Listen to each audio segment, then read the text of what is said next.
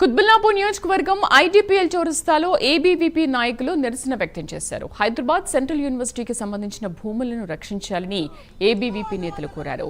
University భూములను రక్షించాలని కోరితే విద్యార్థులపై రాష్ట్ర ప్రభుత్వం అక్రమంగా కేసులు పెట్టి వేధిస్తోందని అన్నారు. పోలీసులు విద్యార్థి నాయకులను అరెస్ట్ చేసి జీడిమెట్ల పోలీస్ స్టేషన్కు తరలించారు. ఏబీవీపీ నేతల ధర్నాతో భారీగా ట్రాఫిక్ జామ్ అయింది.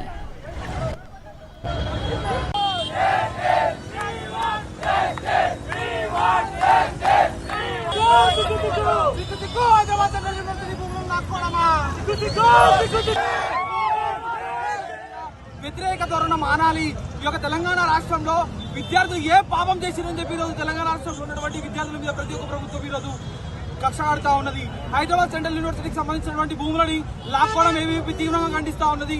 మీకు డెవలప్మెంట్ కావాలంటే ప్రభుత్వానికి సంబంధించినటువంటి భూములు ఇంకెన్నో వేల ఎకరాలు ఉన్నాయి, ఆడ మీరు డెవలప్మెంట్ చేయండి. ఈ యొక్క హైదరాబాద్ సెంట్రల్ యూనివర్సిటీకి సంబంధించినటువంటి ఏదైతే ఫారెస్ట్ ఉన్నదో దీన్ని మాత్రం వదిలేయమని చెప్పి ఏవీపీ కోరుతా ఉన్నది. లేని వేళ ఏవీపీ తెలంగాణ రాష్ట్ర వ్యాప్తంగా పిలుపునిచ్చుకొని ఏ విధమైనటువంటి ఉద్యమాలు చేయడానికైనా వెనకాడబోదని చెప్పి ఈరోజు ఏవీపీ చెప్తా ఉన్నది. దాంతో పాటు దేశంలో ఉన్నటువంటి ప్రతి ఒక్క యూనివర్సిటీ కూడా